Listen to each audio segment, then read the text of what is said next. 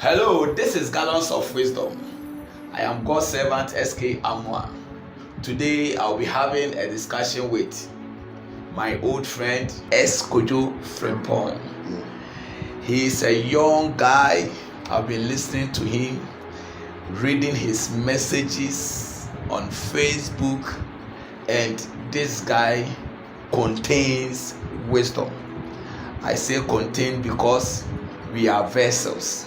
The Bible says if anyone will purge himself, he will be of the master's use. And this guy have been a container of wisdom. And mind you, this is Gallons of Wisdom.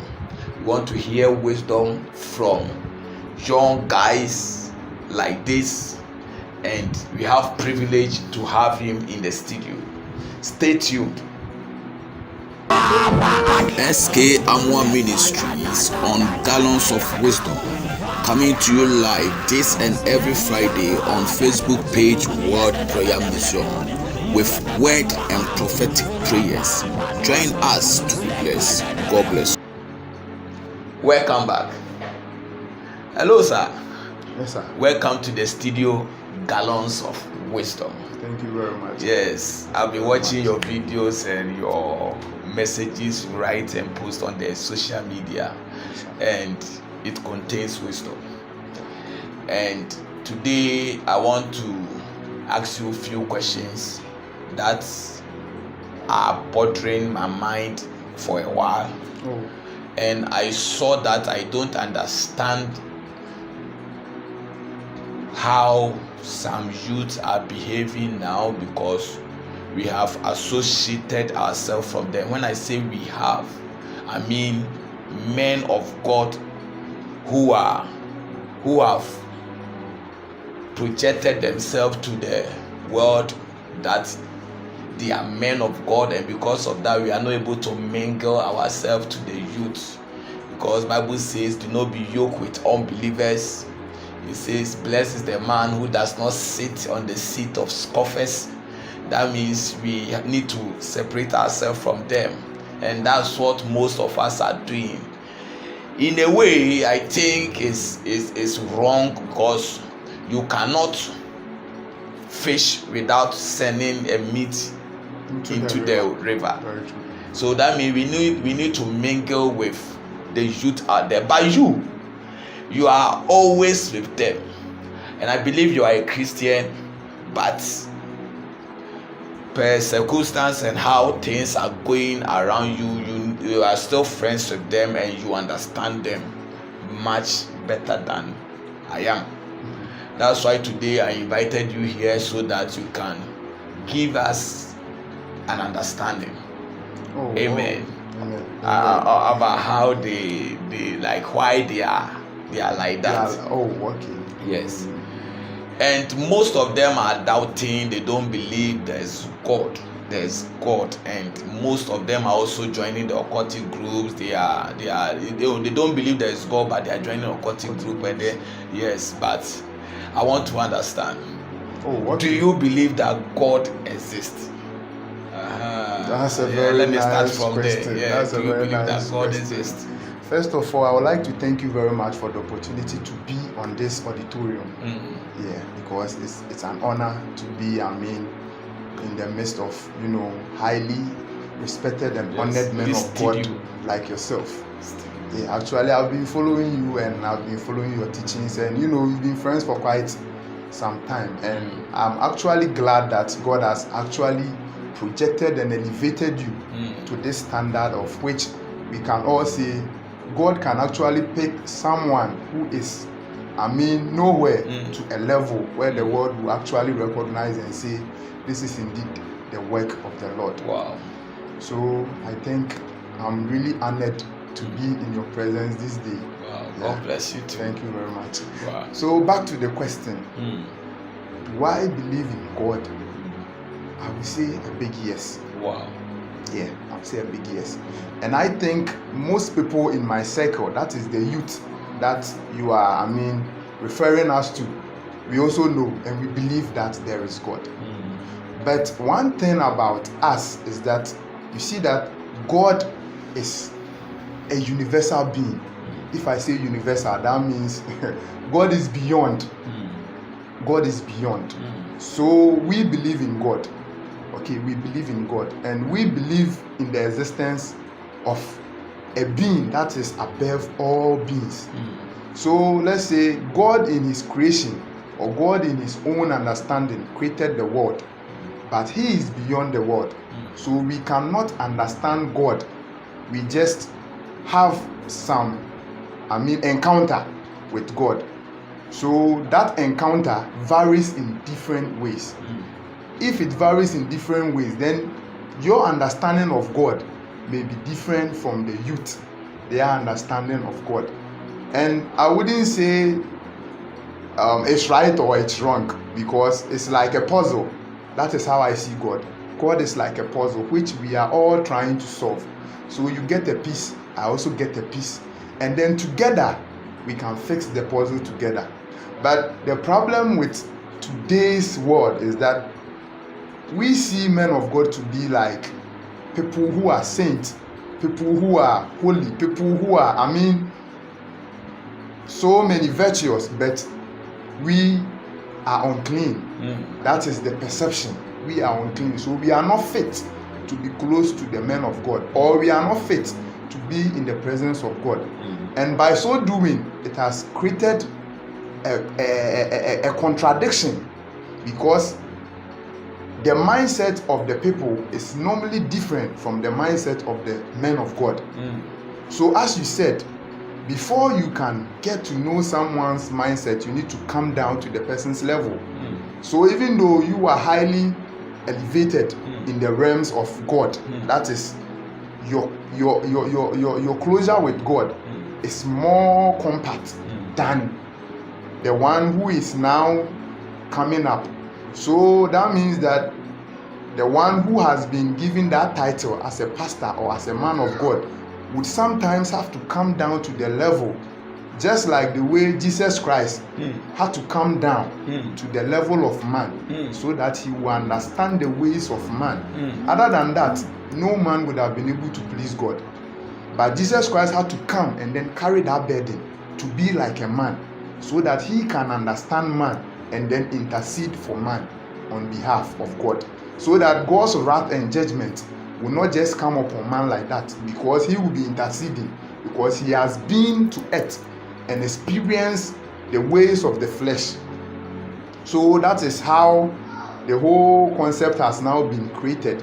So yeah, to answer your question again, I believe there is God, but we have to come together, whether traditionalist, whether Christian, whether Muslim, we all have to come together and join the pieces of puzzle together before we can actually define God. Yeah.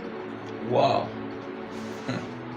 So when you were speaking, you said even Jesus needed to come down to this earth so that he will understand us, so that God's judgment will not just come upon us. Wow, that is deep. Wow. So does it mean that we, the men of God, who are like ordained, who are doing the ministry, we shouldn't separate ourselves from, or deassociate ourselves from the people that we want to win, the worldly people, as we say. So we should mingle. Wow.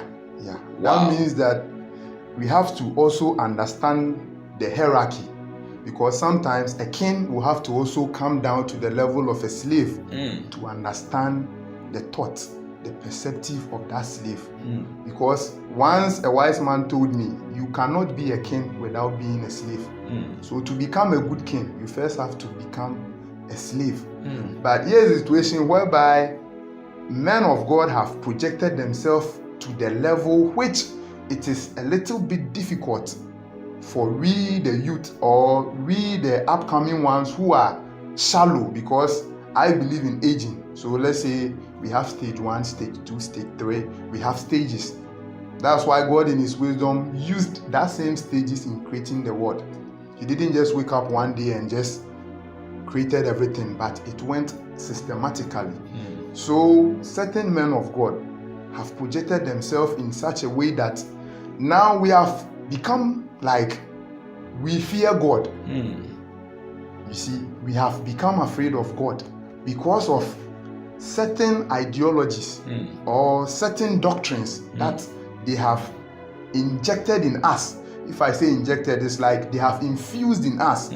So even when we are coming closer to God, we feel like, who am I to come to God? I mean, look at me. Like, God doesn't need someone like me, at least. But in our own way, we also believe in God. In our own little way, we also believe in God. So even though we see you people, let me put it like that, you people as worldly people, in your own way, you believe in God. That God exists. So it's not all of you who inject the idea of God's existence. Yes. Wow. And actually, I don't think any man will be on the face of this earth that will say God doesn't exist. Because one way or the other, there are things that we can explain, and there are things that are beyond us that we cannot explain. So that should tell you that there is a being or there is a force that is beyond human understanding. And this takes me back to this scripture that I love very, very well, because that is the fundamental, or that is the foundation that we all came to meet. It says, in the beginning was the Word, and the Word was with God, and the Word was God. Wow. 3 things said here, but all directed to one thing. So that means that in the beginning there was nothing but just knowledge. Okay. And that knowledge is God. Once someone also said knowledge is power. So it all goes to the same angle, because if knowledge is power, then that means knowledge exceeds every other thing on this earth. So if God is knowledge, which is also power, then that means that one person cannot have all the power. It needs to be distributed among all the inhabitants of the earth. So you will have your share. Someone might also have their share. Someone might also have their share. Some might get superior. Some might also get the diminished. Some might be small. Some might be bigger. But it's up to us to just join those pieces of puzzle together. So if the Muslim can also come to the level of the Christian, or the Christian will also go to the level of the Muslim to also understand their information or their knowledge, and we combine all these knowledges together, I think that is when we might come closer to knowing who God actually is. Because from the book of Genesis, it should tell you that God is knowledge, God is power. So if we should join all these knowledges together, you see that the Muslims have their own concept, traditionalists have their own concept, but it's all linked to one source, which is the main source of knowledge, that is God. So if we should join all these forces together, we might get closer to somewhere. We might get closer to somewhere, because we are to explore. We are to explore. So as a man of God, or as a believer, we shouldn't be quick to judge, but rather we should find ways and means of understanding, because per my understanding, even someone who is a wicked person, in one way or the other, is doing the work of God. One way or the other. Someone who is a wicked person. Very wicked person. Same thing happened in the Bible. Let's take someone like Saul. Saul was a very wicked person, but in the end, he changed from Saul to Paul. So that wicked person, in one way or the other, doesn't even know that maybe he or she is doing the will of God. And at the end time, when the work of God is due, that thing will be used to the glorification of the Lord. Because if that person in that situation meets an untimely death, or meet a certain misfortune that will cause the person to change, then another person who is also doing good can also say, oh, okay, then this person who went through this situation actually has laid a way for me not to backslide. Or I can also use that person as a means to advise someone and say, oh, you see what happened to this person, it shouldn't happen to you too. So that means God has used that person to transform or to upgrade someone's life. So that is one, I think, issue with this religion, battling that we are here, this thing that we are battling with the world. Because we don't mean to me, I don't have anything like this is for the world and this is for Christ. Everything is for God. Everything belongs to God. The world and everything in it belongs to God. So you being on the pulpit, you are for God. Me being on the stage, I'm for God. Me being in the shrine, I'm for God. Me being in anywhere that I find myself, it's still the will of God. But it's quite unfortunate, these differences has limited God. These differences has limited God, because if growing up as a child, we learned that God is all-knowing, God is omniscient, God is omnipresent, and then we in our wisdom come to interpret that this person doesn't belong to God, or what this person is doing is not of God, then that means we are belittling God's powers, that God doesn't have the power to carry the world or to carry the whole world on his shoulder. But he is the creator of everything. So everything in it circulates around the knowledge of God. Wow. So do you believe that we have good and evil? Oh yeah, we have good and evil. Okay. I wouldn't say evil per the definition, but I would say we have good and bad, because in everything we have negative and positive. Okay. We have light and we have darkness. Out of darkness birthed light. Out of darkness, that's where we got light, because in the beginning the whole world was in darkness and God said, let there be light. So that means God is aware of darkness and God is also aware of light. So it's a balanced something. We have negative and we have positive. So both have to join together to create a unique force. And that joining together is that creation of that unique force that we need to try and merge. Because until we do that, that means God ceases to be in existence. That is why the unbeliever can say there is no God, because you, the believer, telling him that he is not of God, then that means he cannot be saved. Okay. Or he doesn't have any hope to, linger on to. So that means if maybe I'm a rejected soul to God, then why should I believe that there is even God? Because you people are the same people preaching that God knows everything, God does everything. Everything that happens, we give thanks to God. And now you are isolating me from God.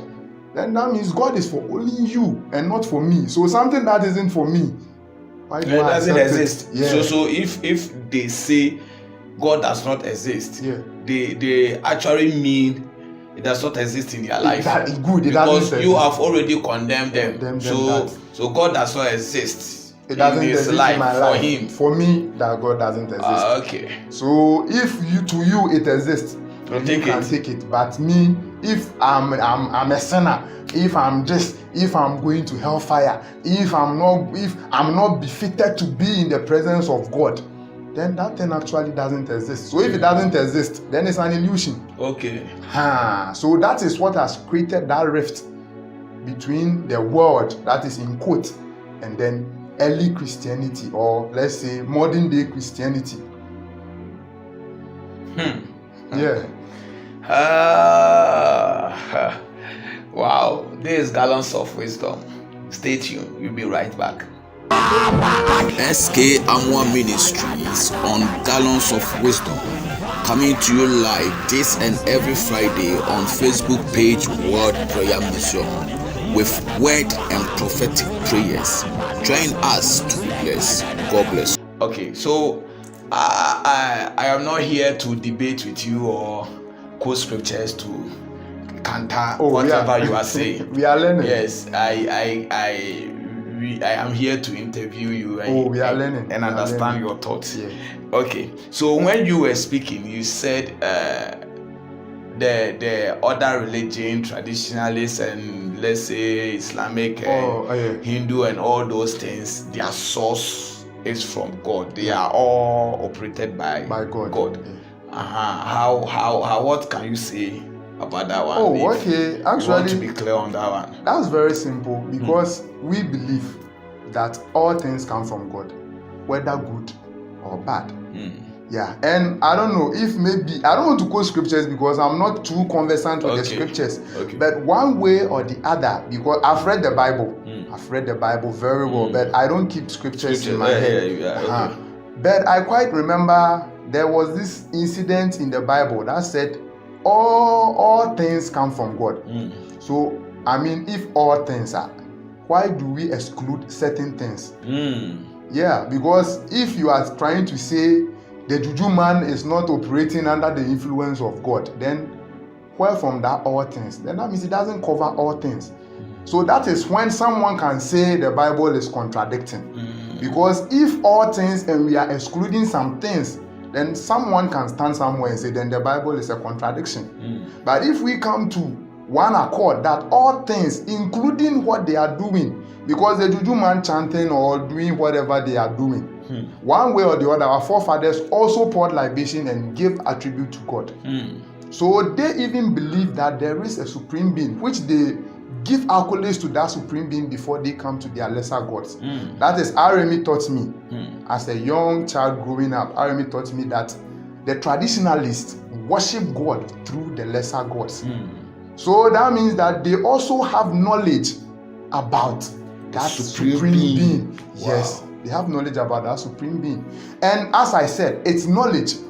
So we tap. We can't have it all. We just have to tap, tap, tap, tap, tap.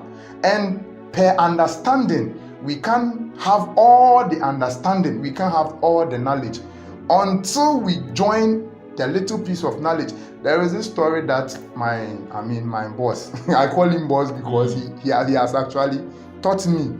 He said one day, certain people went to look for God, and in their search for God, we took them to the zoo, and then we showed them an elephant, and we said, "This is God." And all these people, they were blind. So one way or the other, they told them to come and have a feel.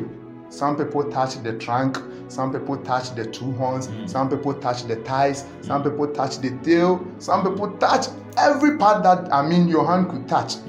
So later when they went back, and then the question was thrown back at them, that who knows God? You are like, I know God. Okay, describe God. Then this one said, God is like a bone, very strong and very. That is the one who touched the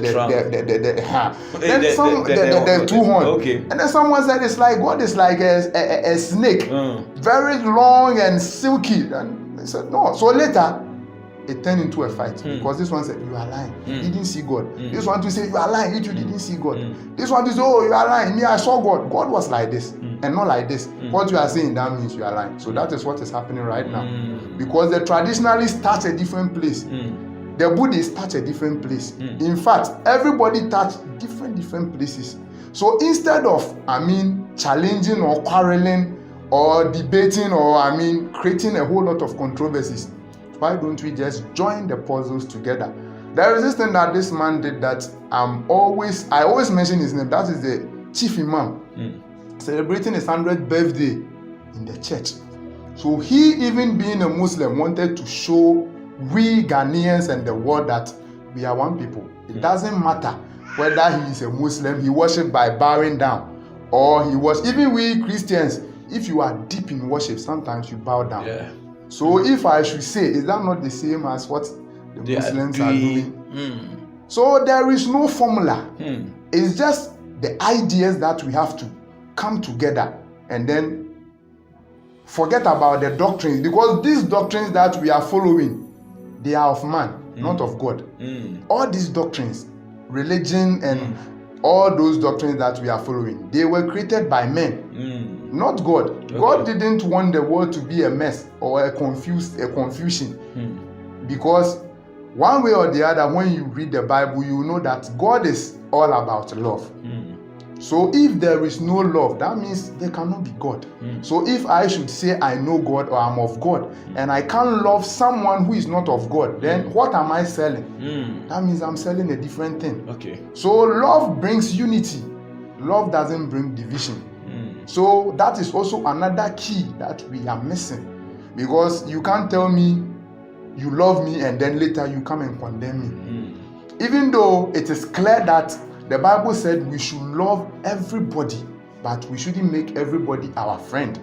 So you can love a Muslim, but that doesn't mean that you should go to their way of doing things, but just love and appreciate them. Oh, okay, this is my brother Muslim. Oh, if you can greet Salam Alaikum, you greet. That's all. But don't condemn them that what they are doing is not of God. What they are doing is idolism or whatever. That will never bring peace between God's people. And I will say that if there should be a war, it will be a religious war because of what we are heading towards right now. Even in Christianity, we have so many doctrines and so many beliefs. Some say, oh, Sunday is the Sabbath day. Some say, oh, it's Saturday. Some say this, some say that. A whole lot of doctrines. Just because we are not kowtowing to the knowledge, which is God. Because if we kowtow to that knowledge, we will understand that all knowledge that is coming needs to be joined together. That is why that man that said knowledge is power, I always quote that everywhere I go. Because if you study, even the Bible said go to the ant. Look at this ant, this small creature. And God is sending you to go to the ant. That means God is telling you to submit to knowledge. Because the knowledge of the ant now, how much knowledge can the ant carry? Look at this small creature. And God is telling you a whole being, go to the ant. So why don't you just go to the ant? That is, if you see yourself to be superior, for you take your superiority, but come down to the level of the ant. That is the Muslim that you see that, oh, for them, they are not of God. They are this, they are that. There is one thing that the Muslims do that I always love. That is their unity. You will never see a Muslim man saying, oh, this is not my mosque, so I won't go and worship there. Wherever they see a mosque, they just enter and go and do their thing and go. So that means they are not concerned about their differences, even though their religion has also differences that they are battling with. But it doesn't reflect that much, because when it comes to knowledge, they just go and bow down, say their prayers, everybody goes their way. That is all. Wow. He is not ordained pastor. He is just a Christian. Yes, we are saying we are men of God, but look at the magnitude of knowledge and wisdom this guy is carrying. We should watch out for him. Yes, I want to ask you this last question. Are Christians wasting their time when it comes to worshiping of God? Are we wasting our time? This one. Okay, so now you say you are a Christian. Oh yeah, I'm a Christian. So you are a Christian. Okay, let's say I won't say I'm a Christian, because if I say a Christian, that means I am denouncing the Islamic. I'm denouncing the traditionalist, but I will say I'm a believer. Okay. Yeah. You believe that there is God. I believe that there is God. That we should all come into one accord and be under that umbrella. Yeah, because God is beyond. So we should all just succumb and then just be under the shelter of God. Yeah. And back to the question, as you said, are Christians wasting their time? Actually, I would say no. Because everybody has a way of communicating with God. Everybody has a way of tapping into that knowledge of God.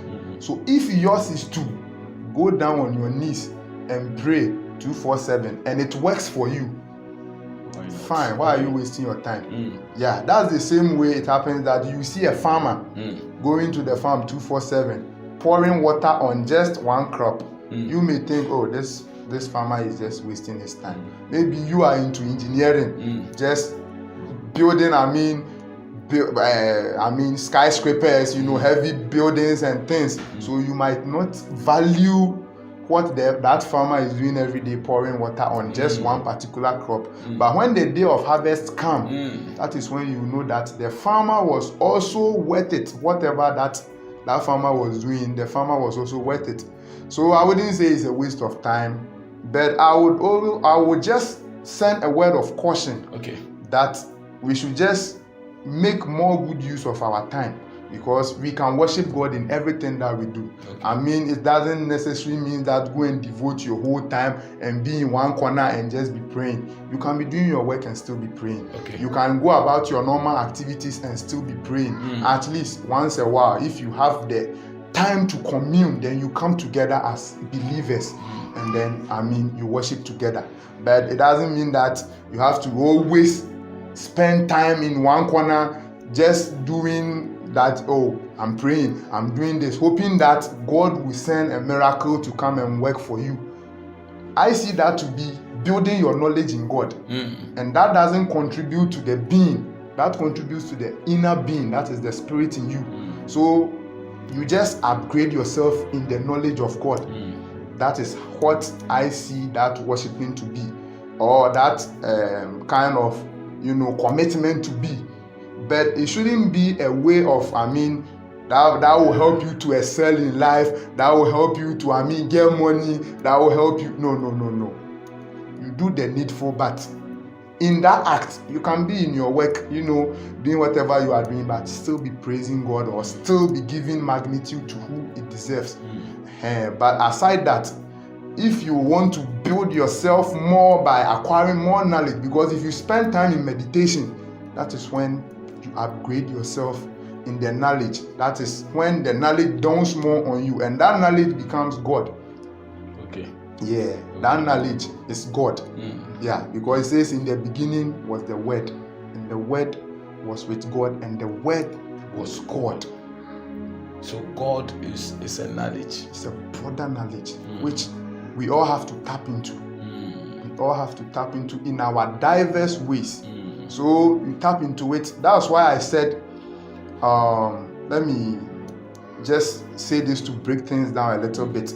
That's why I said everybody has his own way of communicating with God. So let's say the farmer has his way of tapping into that knowledge. Maybe the farmer might have an idea that will exceed all other farmers. So that is the knowledge that the farmer can get from God through meditation. The carpenter can also get the idea. It happened in the Bible. Some were carpenters, some were farmers, some were this, but they all got the blessings of God based on their diverse ways. So that should tell you that it's a broader knowledge.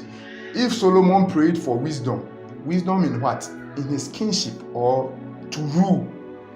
David also prayed for wisdom to win battles. So David's wisdom differed from Solomon's wisdom, even though they were connected. So you see that even wisdom has diverse ways. So that is how the knowledge of God is. Wow. Okay. So let's in conclusion, if you have any last words. Oh, okay. In conclusion, I will say that we just have to,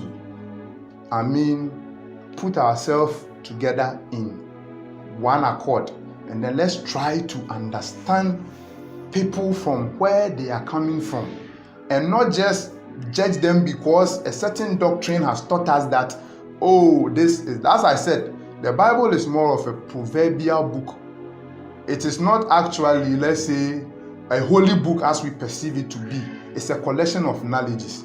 And as I said, all knowledge comes from God, whether good or evil. But knowledge cannot be evil, except the one acquiring the knowledge, how you apply it. That's when it becomes evil. You, the one acquiring the knowledge, how you apply it. That's how it becomes evil. So God gave Solomon wisdom. Solomon applied it to serve his people. God gave David wisdom. David applied it to defend his nation by winning so many wars and conquering so many territories. So that was David. So how you acquire it, if you are going to use yours to bully people just anyhow because you think you are smarter and you are bigger than them, that becomes you using the knowledge in a wrong way. Okay. Yeah. So wow. God bless you. This is Kojo Frimpong, and I am God's servant SK Amwa. This is Gallons of Wisdom. God bless you. See you next time. Bye-bye. SK Amwa Ministries on Gallons of Wisdom. coming to you live this and every Friday on Facebook page World Prayer Mission with word and prophetic prayers. Join us to be blessed. God bless you. Jonah chapter 2 verse 1. Bible says, and Jonah cried out from the belly of the big fish. Bonsuneye amanye bia etoa. Wotimi enyawhwe na manye ne yede emene ho. Kalibaha. Etimi ni amanye bia da so.